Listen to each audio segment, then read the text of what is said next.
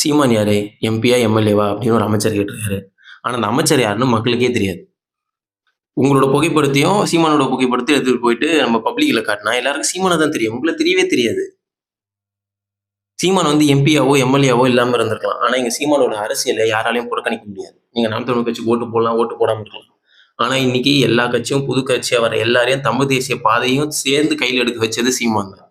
இங்க பிரபாகரன், தேசிய தலைவர் பிரபாகரனோட புகைப்படங்கள ஒரு பொதுமக்கள் தளத்துல பயன்படுத்தவும், பேர உச்சரிக்கவும் பயந்த இடத்துல, இன்னைக்கு அவர பச்சை குத்துற அளவுக்கு எடுத்துட்டு வந்து நிறுத்துனது சீமான் தான். இங்க நிறைய பேரோட பங்களிப்பு இருக்கு. ஆனா சீமானோட பங்களிப்பு அதுல ரொம்ப, ரொம்ப, ரொம்ப அதிகம். எவ்வளோ போராட்டங்கள், எவ்வளோ களங்கன்றிருக்காங்க. மக்களுக்காக எல்லா இடத்துலயும் நின்னுருக்காங்க. இதுதான் சீமான். சும்மா தேர்தல்ல ஜெயிக்கிறது வந்து ஒரு அரசியல் கட்சியோட வெறும் அந்த அந்த தளம் மட்டும் வெற்றியா இருக்க முடியாது. அரசியல்ன்றது இந்த சமூகத்துக்கானது. ஸோ இந்த சமூகத்துக்கு என்ன பணி செய்றாங்கன்றது தான் ஒரு அரசியல் கட்சியோ, இயக்கமோ அந்த மனிதரோட வெற்றி, தோல்வி அவரோட செயல்பாடா இருக்க முடியுமே தவிர, வெறும் தேர்தல்ல ஜெயிக்கிறது மட்டும் கிடையாது.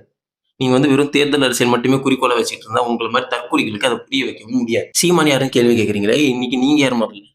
விஜய்ன்னு ஒருத்தர் வந்து இன்னைக்கு அரசியலுக்கு வரல அப்படின்னா, நீங்க யாரு?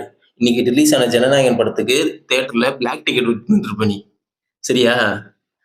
விஜய்க்கு விசில் அடிச்சதால மட்டும் தான் நீங்க அமைச்சர். ஆனா அப்படி கிடையாது. நாம் தமிழர் கட்சியும், சீமானும்.